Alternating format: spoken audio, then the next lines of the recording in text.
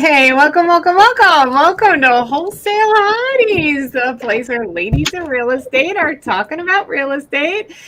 I'm your host and MC, Sharon Lee Smith, here with my amazing co-host, Donda Mullinex. Donda, I love you. I'm glad you're here tonight. And Monique, oh girl, I'm so glad you could make it as well. Hi, thank you for coming on.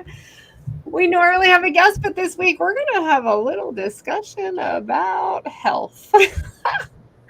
So, as everyone knows, or at least most people know, I had a heart attack. I'm 48 years old, and I had a heart attack about 3 weeks ago now. And Not good. no, girl, not good. Well, here's the thing, too. So, the doctors have done all these tests. I have amazing cholesterol. They went in and did a catheterization. All my arteries are clear, there's no plaque buildup. Right? They did the EKGs, all the electrical impulses, perfectly fine. Totally okay. They've run every test they can think of. It's all negative. I'm in perfect health. Why did I have a heart attack?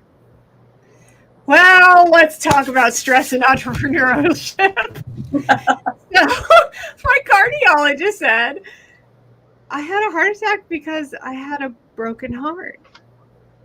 I'm dealing with stress. I'm dealing with grief. I'm dealing with all kinds of things. Let me tell you my story real quick, just because it's not about the story. It's about us, right? Our stress levels as entrepreneurs. I know Monique's going through a mess right now. That's heavy duty. I know Donda's been and going through stuff too.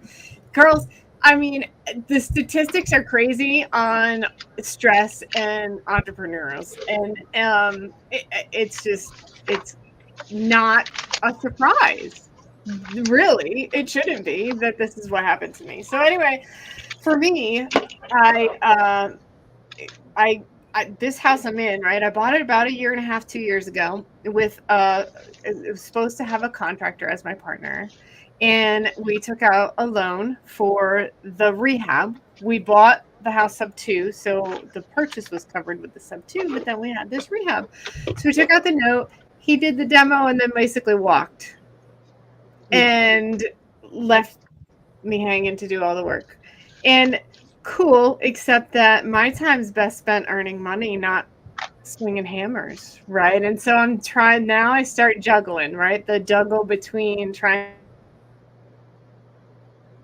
Uh-oh. to do the work and try, and just slowly, and it just slowly came around, and like the spiral kept going. And then, of course, other things in life, right, start adding up, right? So about a year ago, my dog Luke started getting really sick. And about 6 months ago, maybe 7, 8 months ago, I went and took him to the vet. He'd already been a couple times, but he went and was diagnosed with Cushing's disease. And Luke isn't just a pet, right? Luke was my service dog for 11 years. He was my shadow. He was next to me day in and day out. No matter where I went, no matter what I was doing, Luke was right there. And when I retired him, that was really hard and hard enough, right? But now my shadow was dying on top of this stress, on top of this thing, right? And on top of being like financially upside down, right? And so it's like this, it was this embarrassment and shame of the financial stress, right? And I didn't want to tell anyone. I didn't want to reach out. I didn't want to be like, I need help. Right? Because here we are, right? We're all three of us, we're like in the spotlight. We have people that look up to us. I know I have a mentorship. I've got, people that look up to me being successful, and here I am drowning. How do you have that conversation? Right. And so I felt like this prison, and then the dog on top of it, right? It's sort of some of the symptoms is he's, having accidents in the house. Now I'm like staying home more and more rather than being out earning money even more. Right. And so it just snowballed and snowballed. And then the depression set in. And from April until the beginning of June, I didn't leave my bed. Wow. And we had no clue because you did, and you don't reach out. How are others Exactly. to be there for you? Exactly. Right? Because there's that embarrassment, that shame, that like everyone perceives you as this happy person. Everyone perceives you as this successful person. Well, And yes, I think a lot of it we do to ourselves in a way because not just those things; those are totally legit. But you're not one to ask for help. yes, right? We're independent. We're strong. We do it ourselves. We don't ask for help. Well, not only that, Sharon, you get jump on every week, and you're so happy and I know. excited to see everyone, and you come off as this really, I'm really happy today and every day and all week long, and yeah. Yes, and it was such a mess. There was 2 times of my week that I got out of bed, and that was church on Sunday and for this podcast. It was the darkest, and it was the craziest thing. Like, I wasn't suicidal. I just couldn't get up. I couldn't function. And it was so, like, I've never experienced such a darkness in all my life. And so it really, as I'm coming out of it, and I have been, right, I actually got to a point where I called my mom. And I don't necessarily have a great relationship with my mom, but I know that my mom can get me out of bed. So I was like, I called my mom. I'm like, Ma, I don't know what to do. And I need to get out of bed. Come stay with me. She came in the beginning of June for a week and a half or so and stayed with me and got me out of bed. And that, as you talk about the downward spiral, then began the upward spiral, right? So now I'm getting out, I'm getting walks, I'm getting moving again. And so, I'm back into my old groove, which is amazing. But what I really I wanted to address, right, is this entrepreneurial thing that we do, right? What you just said about being super hyper independent, right? Not asking for help because we think we got it. I looked up some statistics. No, I didn't. ChatGPT looked up some statistics for me. Like 87% of entrepreneurs report struggling with at least one mental health issue, whether that's anxiety, burnout, sleep disorders, right? 52% face anxiety every day. 48% report high levels of stress, right? And 26% report loneliness and isolation. That is definitely what I was going through in the beginning of the year, when I'm staying home all the time because Luke was just so sick, right? I put him and Hannah both down May 13th. And it was awful.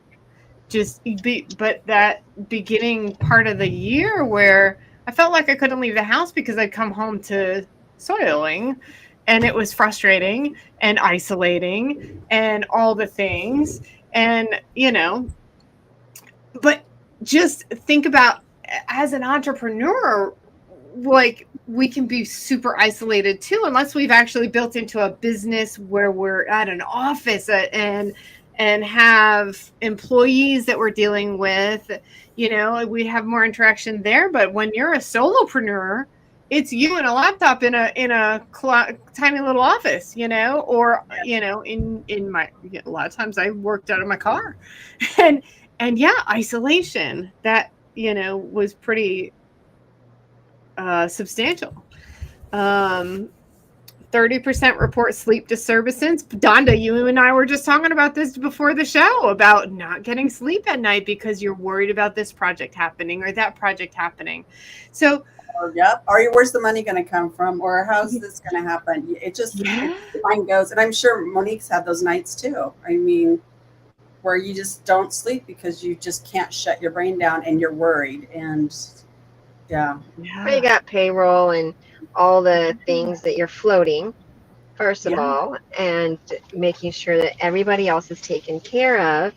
Yep. And then, of course, put yourself last because you got to take care of the people that, they have families and that they're taking care of. And you want to make sure that you live up to that. And you're responsible for that as an owner. If you have employees or team members or anything that 1099 people that you work with, all those Yeah. things. Yeah. It's true. Yeah, absolutely. And I So have a great husband, and I know you guys are both single, so I do have somebody to reach out to. And I'm like, hey, I'm just having a really rough day. yeah, And he'll like, you just take a Dondi day. Just go take a Dondi. We call them Dondi days. I love And it. he has a I want rough a Dondi We day. have Dondi days too. Jim, where are you? Do you have Dondi days too?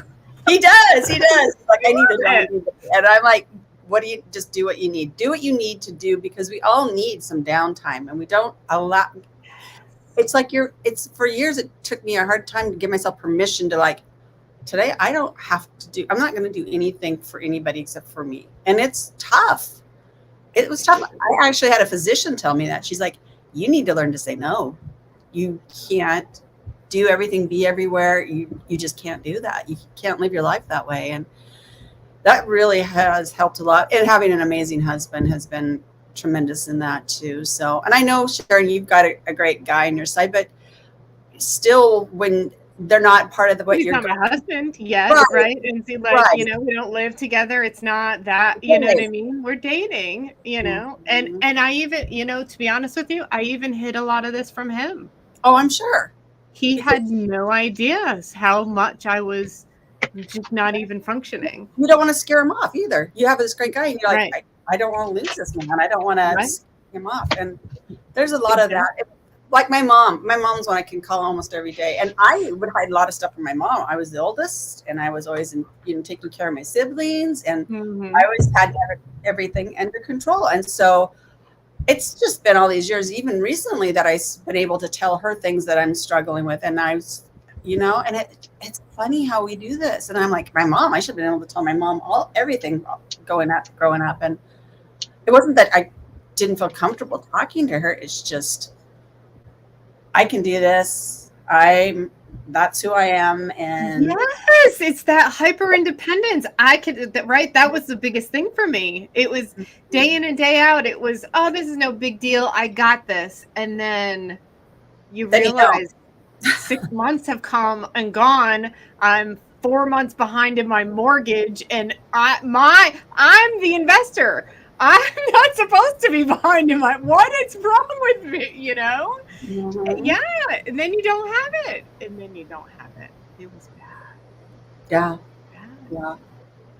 Yeah. But the thing is, when you do start to put it out there to the people, it's amazing how we've had people come out and go, hey, I'll help you guys. What do you need? Let me fund. And I mean, I've gotten stuff at 0% interest and at 3.75% interest because like, we want to help you guys. And it's like, really? Yeah. Really? And it's just, it's amazing when make yourself vulnerable sometimes. What happens? And it's being involved with a group of people too that have been nurtured and giving, and they realize, that somebody in their community is having an issue, then they can solve, and that's part of what we've all gotten involved in, and it's absolutely game changing. It is. It really is. And like you said, got to reach out first. Exactly. Yep. We don't know what we don't know. And just share what you're going through, and you'll be surprised when people are like, hey, how can I help? Yeah. You're like, wow. I was just like, so yeah. And more than just like, yes, the real estate community is great. And there's several different ones, right? But also my church family, right? When I finally was able to say, hey, this is what's happening. Yeah. Mm-hmm. And this is what's going on. And this is what I've been dealing with. I've been loved on. I've been prayed for. I've been visited. I've got some of the guys in the church coming. Yes. Some of the guys coming and helping me finish this up so I can sell it. Like, hey, I'm retired. I used to do construction. Let me help this. I mean, the outpouring of love when I finally was able to be vulnerable and say, hey, this is what I'm dealing with, right? But Wow. as entrepreneurs, we're just so independent. And Jamil was asking me on Sunday, because I finally was telling him what was going on. He said, what did you learn? Yeah. What did Good, you good question. learn? You know, and it took me back for a second, because I didn't think about it that way. What did I learn? Well, I learned a lot of things, you know. Number one, I think, is to be able to, like, be transparent all the time, right? Right from the start. Hey, Jim. Right from the start, you know, and be able to be open. Like, it's been so amazing, such a blessing to me as I'm open and vulnerable. So many people are like, oh my God, me too. Yeah. Oh my God, me too. Yeah. So many. And so if I had even thought about that 6 months ago, right, and just being transparent from the start, a year ago, whatever it was, right, I think I would have never gotten to the place where I wasn't getting out of bed. Right. Right, because the more we are open with each other, with people, with whatever, the more support. Like, people don't, if they don't know, they can't help, Yeah. right? I think generally most people are just inherently good and want to help others, Right. you know. And I think that if we can be open and honest and transparent, you know, my guy always says to me, he said, well, even when you say you got things going on, you feel you say things in such a way that sounds like you got it. Right. And and But because I always felt like I did, and then I didn't. but you've never had that support like you have with Brock, and you Mhm. you can allow yourself to be vulnerable with these other situations. So it's just who you've become over with what you've gone through. But the thing about it too, sometimes I think God puts us through these trials because there's going to be others that this is going to touch, and they're going to be able to reach out and say, Yes. can I talk with you? Can I call you? Yeah. Because I'm going through something like this, Yeah. and it could be life change where it does save somebody's life. You aren't Yeah. suicidal, but somebody else might be. Exactly. Yeah. Exactly. And you know, Jamil asking you what did you learn really coincides with your lowest low can be your highest future. Yeah. Meaning you True. experienced something that you look back at that you could see as debilitating or a really low point in your life, but now where did you go with that? And where Yeah. do you want to go? And looking at that and learning from that and letting that be your guide to your next highest future is such a powerful thing to be able to look at it in that way. And then helping people like you're sharing is so many people you can share or that you can help sharing by what you've gone through. Yeah. Even just sharing just the Mm-hmm. cardiac stuff, like at the Right. Yep. hospital, and then the journey through Mm-hmm. the testing and the whatever. And I will be continuing to share, because I got to go through cardiac rehab. So my journey there, I've had so many people reach out and say, thank you for sharing that. I felt so alone because I'm dealing with similar, right? And so just being able to share that has helped others, which is great, I think.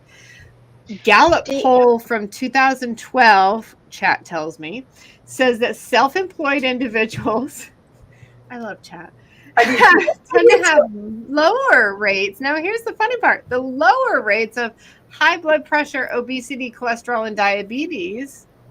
Why? Likely due to flexibility and control over their lifestyle schedule. Yet at the same time, they suffer from mental health more, anxiety, sleep disturbances, that type of thing. So it's funny, the you know, like almost like a balance, right? Where physical health tends to be better, but Right. mental health not as much, right? Interesting. So yes, I was fascinated when I learned that. I'm like, oh my goodness, okay. But then if you think about it, if you know, if the mental health right? The stress levels and all those type of things cause physical problems, and then you got a perfect storm. So here I am. Hi, maybe I should change my name to Storm. Stormy Sharon.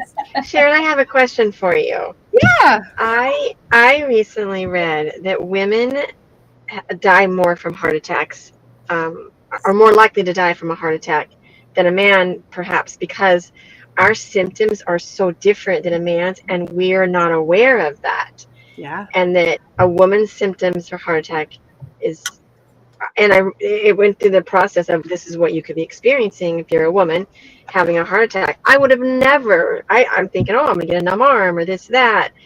That's not. I'm not saying that it's not what happens, but it's normally different. That's a man's symptoms. So when you were going through that, was your experience similar to what you would say you've heard for a man, or is it something similar to? And I'd never heard what women until just recently. So Women. yeah, I have heard that as well. And honestly, I didn't even think I was having a heart attack.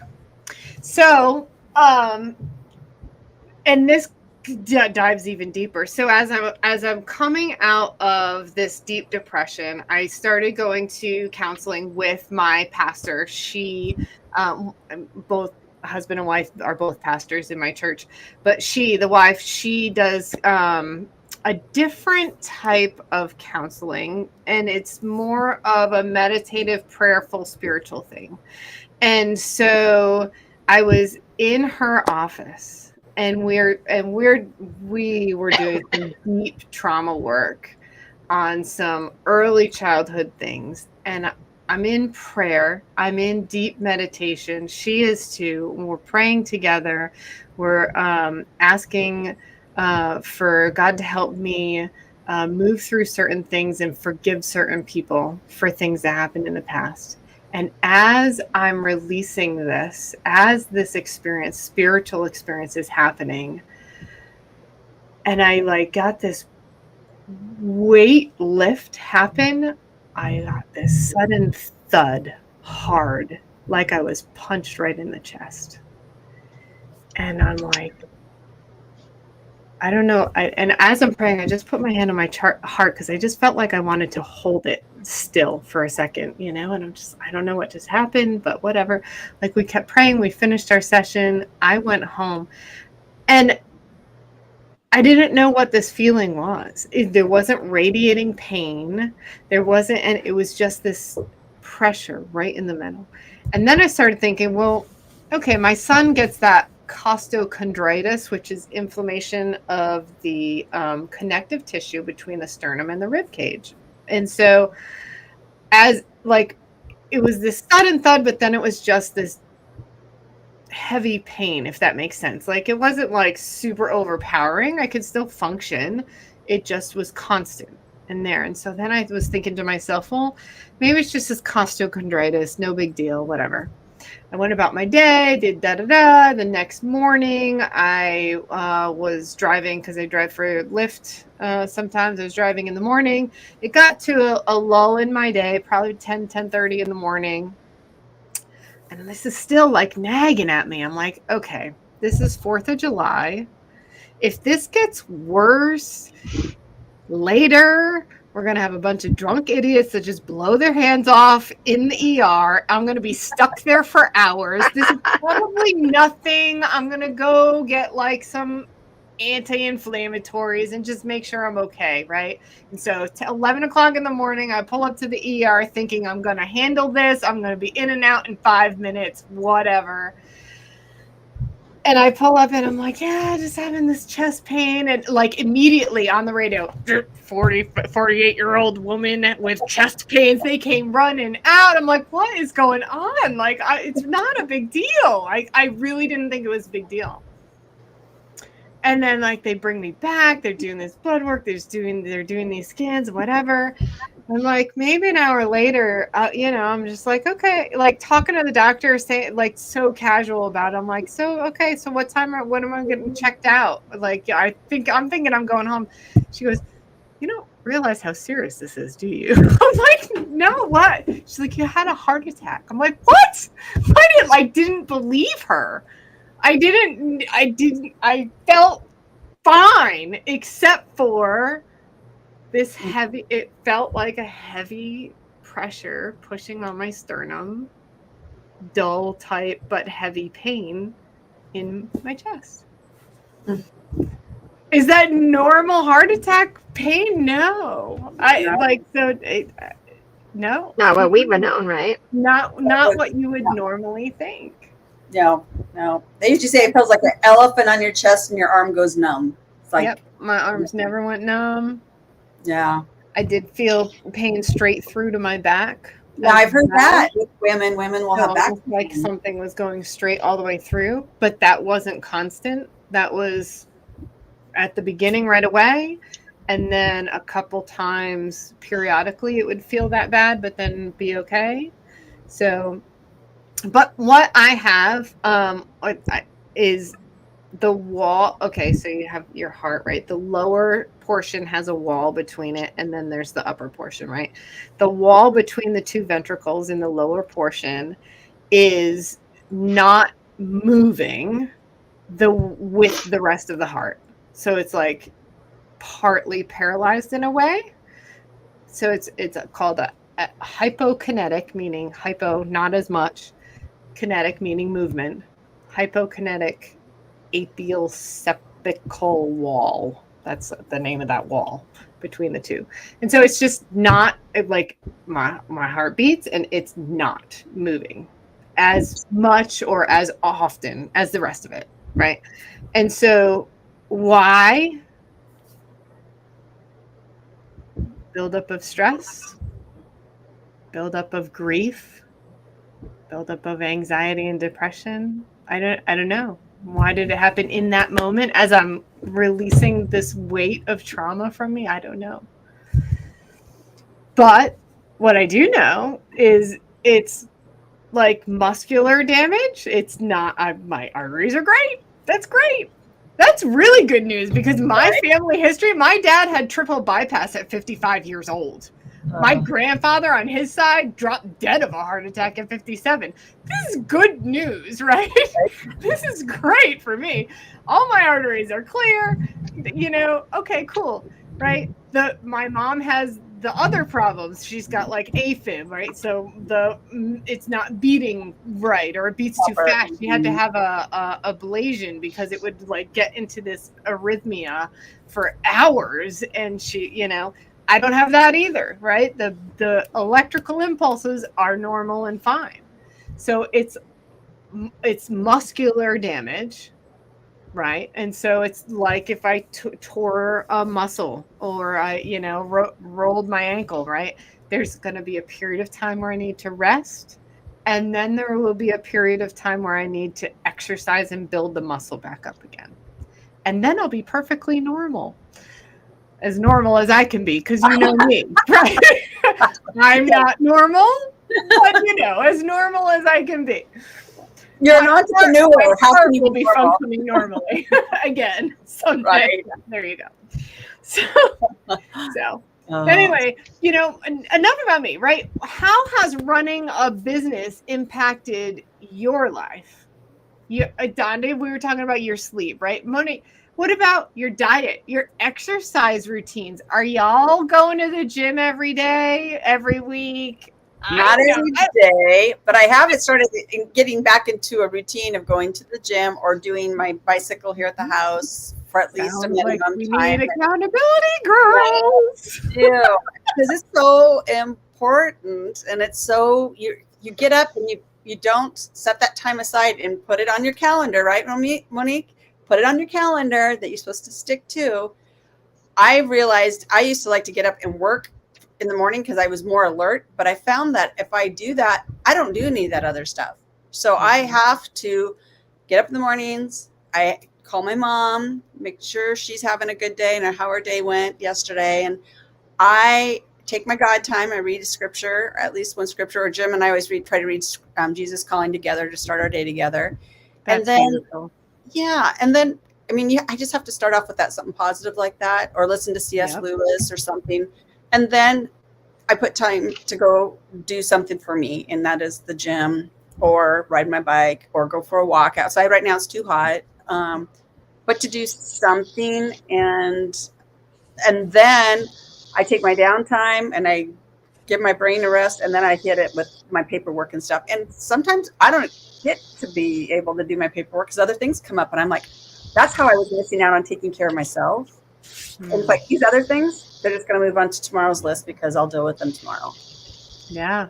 It's hard Monique, to put how about you? Are you working out regularly, even if not daily? Oh, I think that it's so easy to get caught up in all the things you have to do on a daily basis. I do try to take the morning to do some things, meditation, that, and in the evening, and the devotional and the meditation. Those things I don't want to compromise. So Nice. that's kind of my thing, my go-to things. I do miss out on a lot of exercise and working out. I have a trampoline that a rebounder, a smaller one that I get to jump on occasionally and stuff, but I really don't have, and I've had some different things that have come in my life that have caused me to work until 11 o'clock at night. So that's you got to do the things you got to do, and I'm building something and I'm growing something and stabilizing something else, and it just keeps on keep on going. And I can't imagine not staying busy because I just that kind of person. I won't think I could ever retire. But I also miss, I miss my meal. I haven't eaten all day today. I'm ready to go get dinner, and that's it. That's the meal, of the day type of thing. I try to keep my water on, and hydrated, my vitamins, but there are a lot of things that are getting pushed aside. And then, of course, you got your family time you want. And so it's like, okay, I could take my family time. And then I've got, I've got kids and I want to spend time with them and do things. And they're growing up and stuff like that. So those they go first. And you want to make sure that you don't lose out on that, because you lose out on that, then you're. Well, I think that family time and time with kids and downtime, that type of stuff, is super important too. Like that is emotional health. That's also mental health. That's, you know what I mean? And so I there's relaxing and that type of thing that's super important for your health too. So yeah, I absolutely don't fault you for that at all. Have you ever, either one of you, ignored physical symptoms because of work demands? Now, let me tell you, this heart pain in my chest, I felt the week prior for about an hour, and about 2 weeks prior to that for about 15 minutes. And I ignored it. I know a while back, before I met my amazing husband, I went through something, and my daughter, who was a nurse, we were living in Yakima at the time, I called her and she's like, Mom, it's one of two things. You're either having a heart attack or it's anxiety, which is stress related, which can cause a heart attack. So I'm coming to get you and we're taking you in. And it was the stress and anxiety. And then I try to go pretty regular for checkups and stuff. And they're like, you should never die of a heart attack. Well, I'm like, I love hearing that, because they're like, your blood work's amazing, your heart's amazing, everything's amazing. You have the best blood work I've ever seen. I've had multiple doctors tell me that. And I'm like, well, thank you. But I still have those moments where should I go in? Yeah, that's why I ignored the other 2 times. I just figured I was having a panic attack, anxiety, whatever, with all the stuff going on.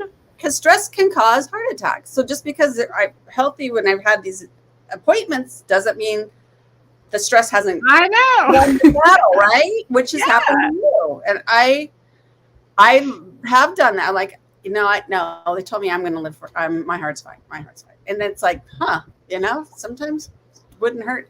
But I haven't had that for a while. Like I said, I have my husband, and he allows me to have my Dondi days. And I just, I haven't had it for quite a while. And because I'm learning to step back when I need to step back and not push myself as hard. I think that's helped a lot. And to meditate and just to take that time to shut down. Just, what? How about you, Monique? Are you ignoring symptoms that you should not be? I think I take a stance that I do ignore symptoms, but I think I take a stance that I tend to try to like turn it into a positive in my head and feel a different road that I'm traveling through energy and different things and meditation. And so it's not that I'm trying to ignore that and not go to the doctor or something like that, as much as I'm believing in, self-healing type of stuff. Self-healing. Thank you. Yeah. Yep. Yeah. And so I do take that stance quite a bit. Yeah. There's a lot to self-healing. Absolutely. I firmly believe in that myself. In fact, last night at church, we have Wednesday nights. We have through July we have these freedom nights, which is like we have music and it's like an outdoor service and there's baptisms and all this other stuff. And each week was a different topic. And last night we had a healer, a spiritual healer, a healer come and lay hands on people and whatever. And it was just beautiful.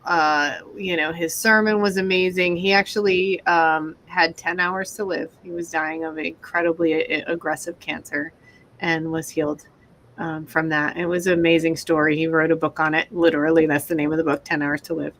And wow. And yeah, and it was just such an amazing experience that night. In fact, I don't want to go down that rabbit hole, but yeah, no, I firmly believe in all those things. And I'm, I think you guys both know this. I'm certified in herbal medicine in 4 different modalities, right? I really believe in a lot of natural methods to healing. You mentioned only 1 meal a day. Well, I firmly believe that fasting is an amazing way to get your body into a healing mode. I do long-term fasts throughout the year at different points in the year. And at the end of the year, I do a 2-week long fast. This year, my goal is actually to do a 40-day fast. So I'll stop eating after Thanksgiving and I won't eat again until the new year. That's my goal. We'll see. But so, I mean, yeah, I love that. That's not to say that modern medicine, and I'll just say this for the public, modern medicine has its time and place, right? Correct. And so right now, I'm fully listening to everything that my doctor is telling me to do and whatnot, right?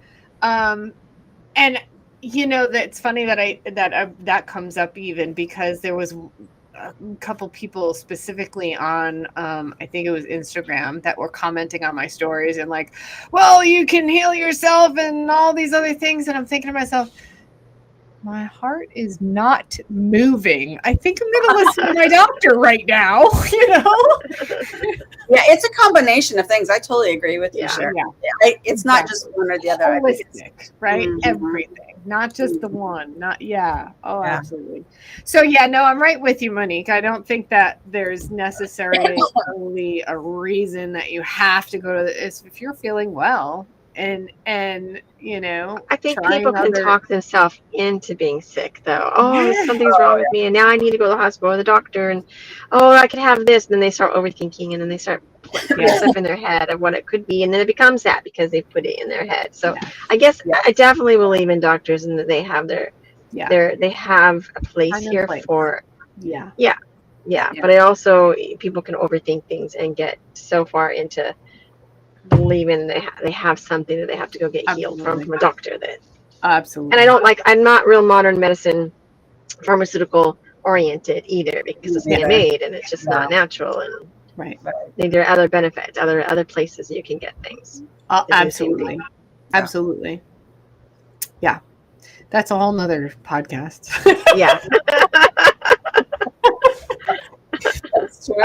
Okay, let's see. I have how do you handle emotional roller coasters when it comes to wins and losses in business? Monique, I know you're going through some crazy stuff right now. How are you handling this insanity?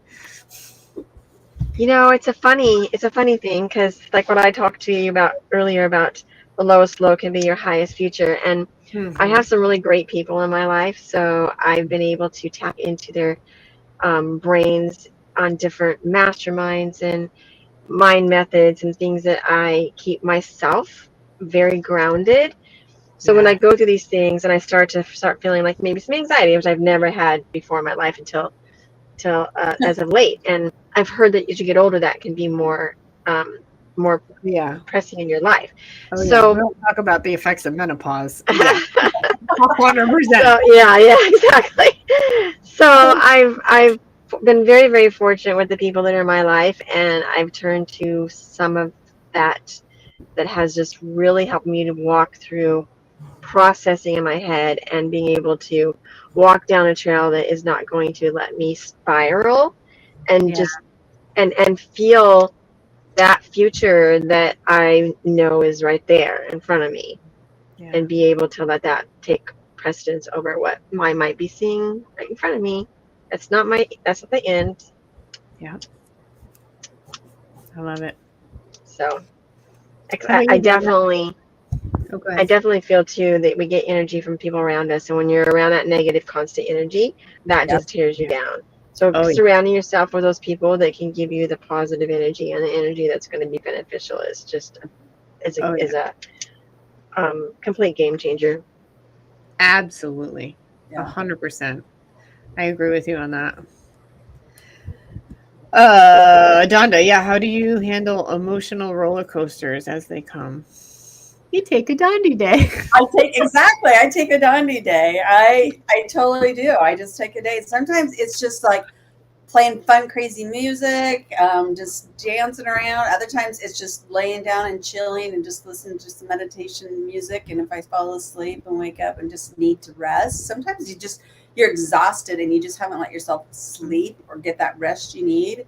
And a lot of times I'll just do that for a day and just like absolutely do nothing and just relax and drink a lot of water and let my body, if I need to sleep, I sleep. If I don't, I don't. And read books or just whatever, and nothing to do with like my office or cleaning house or any of that stuff. And I feel like sometimes I just get recharged and then I'm like, okay, I'm off and ready to run again. Yep. So the stress, Recharged, good word. yeah, Yeah. recharge. We just need to recharge ourselves. And Yeah.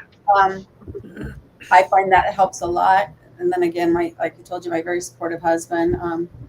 But getting some of the stuff behind us, we've learned a lot from it, and it just feels like we're not having those roller coaster moments. But we've kind of been a little skittish to jump back into doing some fix and flips right now. The market's so off and on. It's just been like we're doing better with the sub 2 deals, and I think we're just redirecting ourselves. And you just learn. You just learn what to look for next time. You learn, and I mean, we've done Definitely.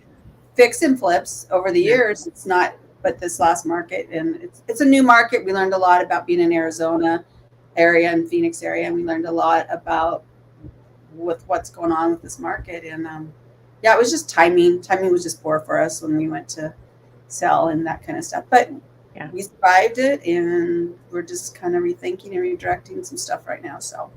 Yeah, I think everyone is. I think that the market right now is dictating a shift to rentals rather than flips. Yeah.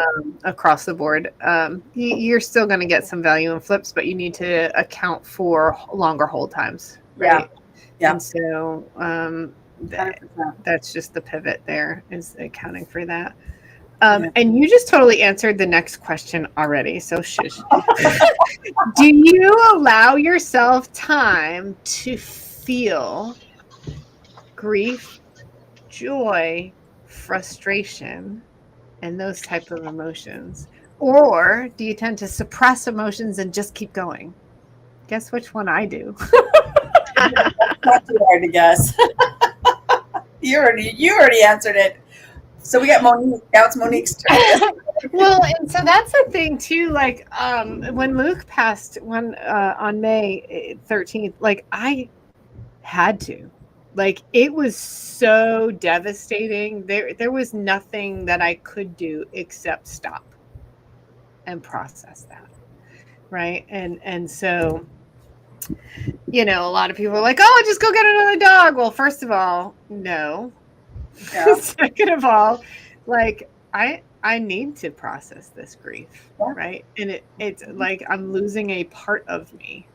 It's more than just my pet. He's my service dog. He would like day in and day out, like he could read me to be able to signal me to other things that were happening. Like it's a whole nother thing.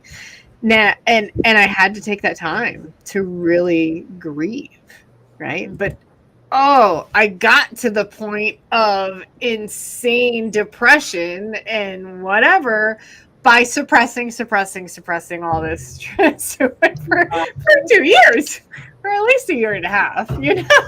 Well, and it's I'm just gonna keep going. It's okay. It's all good. The dumpster's on fire. The walls are crashing. No, I'm good. I got this. I'm good. But it sneaks up on you too. It's a gradual thing sometimes, and you don't even realize that you're starting to drown until you're like, until it's above your head. Yeah. That's totally what happened. Absolutely. But still, right? If I had stopped when I was here, I wouldn't have drowned, you know? And so that's the thing, you know, I do not allow myself that time. And I'm learning, right? Jamil asked, what am I learning? Well, I'm learning now that I need to take that time to process things as they come, right? I'm also learning, you know what? When he asked me that, I immediately stopped and thought, man, I'm actually really grateful that I experienced such a deep, dark cloud of depression like that, because I've been depressed before, right? I've had suicidal thoughts, right? This years ago in my 20s, whatever, right? And so I thought I understood depression from those experiences. This was so different. And I understand now. And it gives me a different level of compassion and empathy for people going through that. Yeah. It like opened my eyes to this whole different thing that I didn't even realize was out there, you know?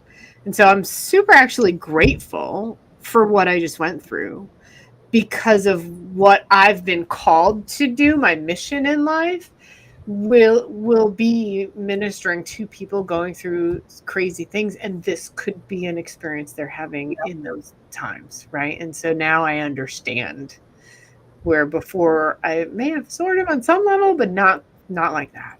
Now I understand. And so I'm really grateful for that lesson. Anyway. So Monique, what about you? What about you, Monique? Do you suppress or just keep going? I bet she does. I think that I have an interesting way of dealing with things, in the sense that I tend to be a natural processor anyways. So I do take things that come at me a little bit on the slower side to process in my brain. And I learned a long time ago, because, you know, as women,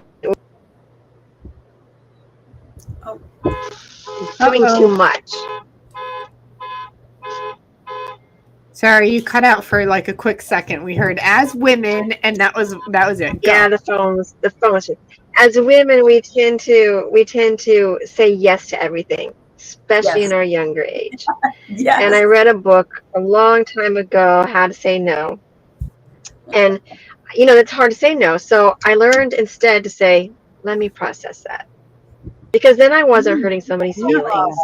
And I wasn't telling him no, and I wasn't telling him yes. I wasn't overcommitting myself. And then I could take that time to process, what can I commit to? And then if I really thought I could, then I could go back and say, okay, I'm going to do this. And if not, and I knew like, I just can't take on another thing, then I knew I just had to tell them no. So I've learned over years and years that processing was such a big thing for me. And it's such a big thing for me to be naturally processing everything I do. I frustrate some people sometimes because they're like, oh, you're not making a quick decision.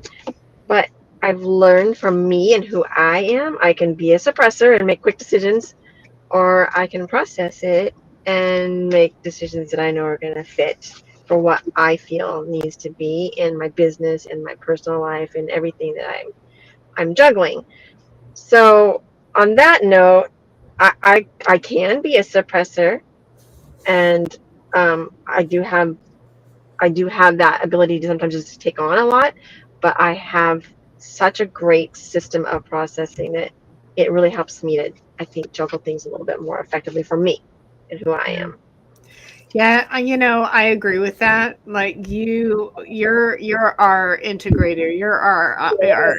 that person, right? And like He's like whenever we need smooth. whenever we need Aw. something like really digested, we ask Monique, and I love that about you. And so we need to Thank learn you. more from you.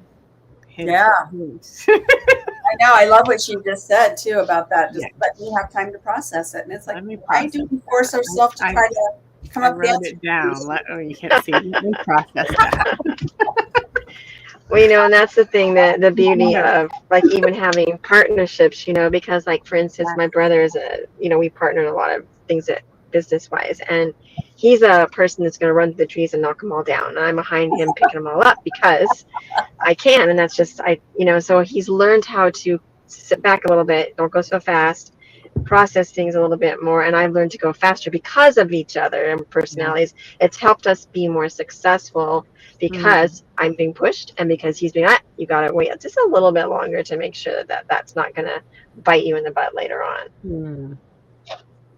That's And awesome. sometimes you have to let Complimentary. it bite them in the butt, and then they realize, okay, I'm going to slow down. Because that was the thing with Jim and I on our first fix and flip together. I kept going, you're going to go over budget, you're going to go over budget. And I finally just like, I'm just going to let him do what he's going to do. See how far, and I Gonna keep make the mistake. spreadsheet. I'm like, let's see how far he goes over budget. And he's like, yeah, I'm going to go over budget. Aren't I? I'm like, yeah. But I didn't want to say I told you so. I just like, and now when we do a project, he doesn't do that. But sometimes you got to let him do that and just see themselves and like, okay, now that they've seen that and they've done it, they're like, okay, yeah, we need to. They're more open-minded to like, okay, I do need to step back and rethink this. Is this really where I want to spend my money, or where I want to do this, or whatever? Yeah, you gotta learn that lesson. Yeah. Sometimes you gotta sit back and let them learn the lesson, and then okay, how can we do better next time? Yeah. Exactly. There's always a lesson in this entrepreneurship, isn't there? Oh my goodness. So many. What did I learn, Jamil? I learned so much. You have no idea. I can write a book, 1,001 lessons. So much.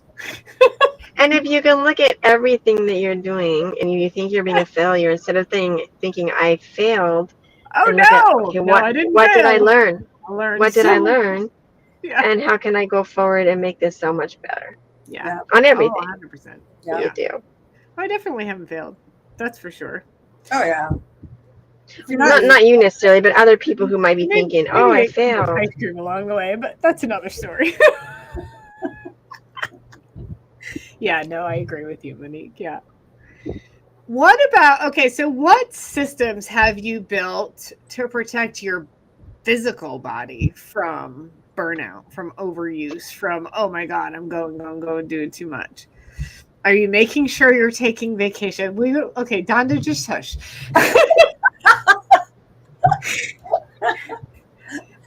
Monique, we're just going to talk over here, Monique. Like, are you, I know, like, I'm so grateful for my current partner, because he will just stop by and like, I'll be in the middle of chaos and he'll be like, hey, we need to go for a walk, right? He drags me out of the house and takes me for a walk, right? Yeah, I know. He's so amazing. And you so deserve it. But like, I don't even, most of the time, and I don't know if it's my understanding that ADHD has something to do with this, but I don't even like notice when I'm gone, burnout physically, right? I'm just like a go. And so I don't have a system. Monique is my systems girl. Monique, what systems have you built to protect your body from burnout or overuse? That's the question from ChatGPT. Go. And I don't think that there's a specific system, and I think everybody's different, and each person has to kind of get to the point where it's like, who am I? what works for me, what doesn't work for me, and we change as we grow in life and as we grow in age and other things that come at us. But I think that, as I had spoken earlier, meditation has been big for me, but also surrounding myself with the people that have the same fortitude to do those same things, and I thrive on talking about business. So it's hard for me to shut that off. Like I'm not in a partnership, but if I was, I would have a tough time. Okay, at 5 o'clock, we're no longer going to talk business. I don't know that I would thrive in that. Yeah. I like talking business. It's who I am. It's just funny. But so that's important to me, is to have that communication, and that I can call somebody up at 12 o'clock, 10 o'clock at night or something, and talk business if I want to. Right. And I know that nature is super important, and I do enjoy going outside and just hearing the birds and the nature, and grounding myself in that way. I'm not saying that's my go-to. I'm gonna go do this, but when I'm got mush brain, it's weekend, and like I get to relax on the weekends. So I do think in that terms, like, okay, the weekend is when, even though I'm still doing business, it's still a relaxing more business thing. I'm not making phone calls, because it's not 9 to 5 type of thing where people are making phone calls all day long. So it's a different type of business that I'm running on the weekends. And it's to me, in my brain, I've made it about it's my relaxing time. And so I really thrive on just having the different components that I can. And then I have masterminds that I'm in that keep me grounded. And the meditation, though, probably this last year or so, has been the biggest thing for me. And listening to Jamil with his mindset is really great, because he helps you put a bit different spin and different perspective when you take that time to hear somebody else's perspective. And I just joined Matt and Tara's Coachman's, their mind method, because I wanted to make sure that I was every single week making sure something went in my brain to keep it on the level that I knew I needed to keep it at. And it's a reminder every single week. I can't just get so caught up in everything else, but that would keep me really focused on positivity. I love it. That's great. Okay, one last one, because we're at the hour, but I want to ask this one. Have you ever had to choose between profit and principles?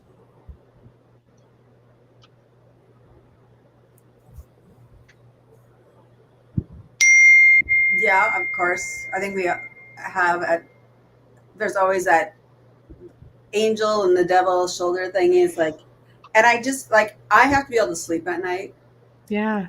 And so I have to do what's right, even though I'm like, you know what, Jim and I will get to a point where it's like, you know what, if we just break even, or if we just have whatever, we're good. We're always been taken care of, and it's not always about the money. So, but yeah, we do run across those times where you have that, we could do this, or should we do what's right, and yeah, I mean, I think that comes along with life, anything. And I think if it just tells who your character is there's people that do things that I'm like, how do they sleep at night? That's always my thought. How do they sleep at night? Yes. So I could not sleep with myself if I chose that other over principle. Yeah. I think that we all grow and change in what our real principles might be or not be. Also, and you're always going to run into things where it's like you're being asked to compromise something in some way or another, and there's that core of who you are and who you believe you are and who you know you are. You don't go past that. There's the black, there's the white, and there's the gray. What do you live in? Are you too black? Are you too gray? Or are you really black, white? Too white can be a little bit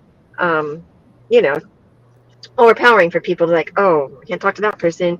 Too black is like, oh, they're slimy, and then you got that gray area, and there's a lot of room within that. And I think that there's just core principles that I would never compromise, regardless. And you can't compromise that, who you are, because like Donna just said, you can't sleep at night. So that's super important to me. But I'm always hitting something that says, oh, well, we could go do, and okay, we're not going there. Not me, but somebody might come to me to do, oh, what about this? No, I'm not going there. I'm not doing that. And you just make a joke out of it or something like that with somebody who's like, crossing a line, and remind them that that's probably not the best choice to do. Yep. Yeah. Yep. But you're right. There is a lot of gray matters on things that are like, how Yeah. do I look at this? Is this something that's a bad thing, or is this just a different way of looking at it? Yes, exactly. So when you brought up the gray, I'm like, yeah, I could see where that is. Yeah. There's a lot of gray areas too, but there's definitely, when you know it's like in the black, you're like, no, I'm not going there for sure. Yeah. Because of your morals and standards and stuff, where you have to sleep at night. But yeah. Absolutely. That's a great question. Well, ladies, this has been an awesome discussion. We are at the top of the hour. I know Monique has some more driving to do. Thank you for stopping and having a It's my discussion. daughter's birthday today, so I'm going to take her shopping. Happy birthday. It's my best friend from childhood. Her birthday today, too. Oh my Oh, goodness. wow. How fun. Leo. All those today. Yes. Awesome. Have fun. Thank you so much. Thank you. It was great hanging out with you guys tonight. Yes, you guys. Parties. Yes. Bye. Love you. Bye. Love you too.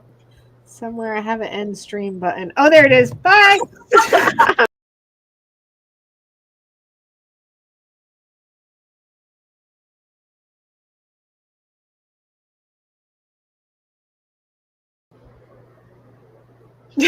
Sorry. No, don't be sorry. Oh, Sharon, I'm so sorry. I am surprised I was